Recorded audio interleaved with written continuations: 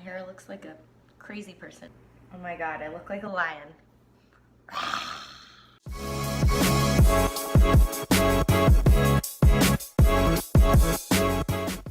Hey guys, Coach Julia here, back with your tip of the week. This week we're going back to a more nutrition focused, and I'm going to talk about how to resist cravings. One of our members asked me this the other day. She said, Julia, how do I stop myself from going out and getting something really bad to eat?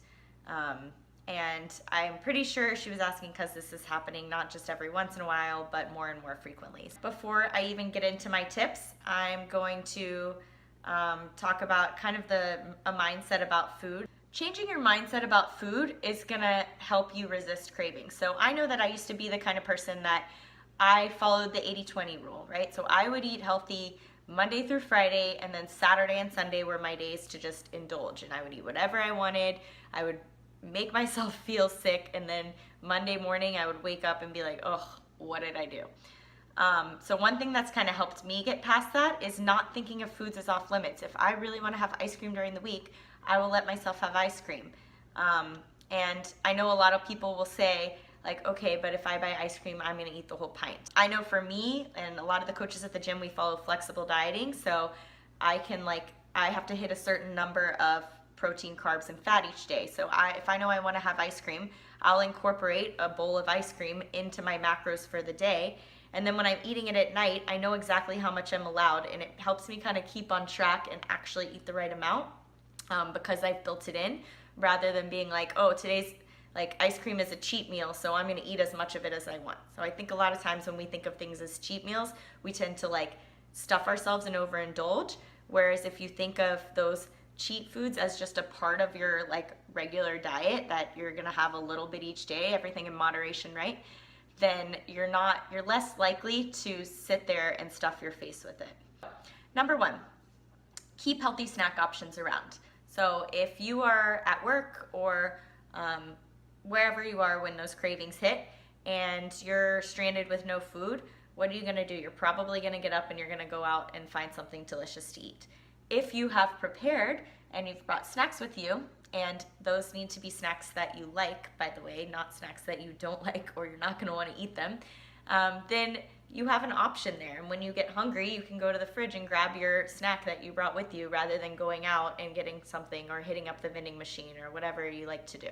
Another thing is make sure that your meals and your snacks throughout the day are filling you up, right? And one way to do that is make sure that there's fat in them. Fat satiates us. Add a little bit of avocado to your snacks or your meals. If you're eating an apple, have it with some almond butter or some peanut butter. If you're gonna find a protein bar to eat, make sure that it has some, that it has some fat in it and that it's actually filling you up rather than just spiking your blood sugar and making you more hungry.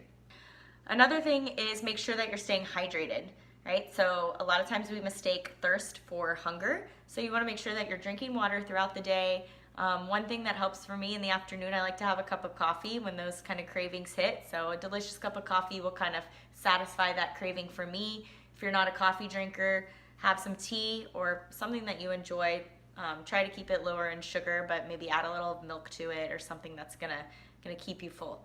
Another thing, try not to go long periods of time without eating. So if you get really wrapped up in what you're doing, right? It happens to all of us. I'll coach for 4 hours in a row without eating, or I'll come home and do work and all of a sudden like 3 or 4 hours will have passed and I'll realize that I haven't had anything to eat. Make sure that you don't let that happen, because most likely when you're really, really hungry, you're gonna want to go get something bad. Portion control. So if you really do wanna go out and get like a cookie or a cupcake or a milkshake, or for me it's always sweets, or something bad, you don't have to get the largest size they have. Get something small that's gonna satisfy that craving in you, and then leave and you're done. Maybe buy individually packaged things. So instead of ice cream, I know Coach J Flo told me she buys those like ice cream bars, so then she'll have one bar and then that's it. She's not gonna go eat the whole box. Cravings are gonna happen. You're gonna give into them.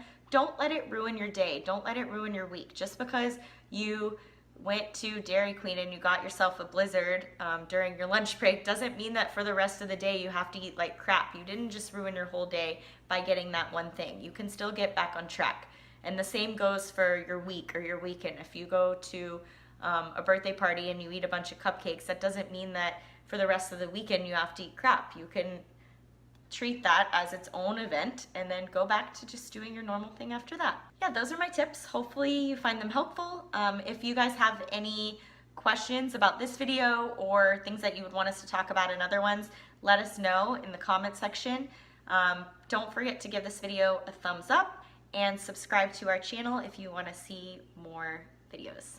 Thanks for watching, and we'll see you in the next one. Bye!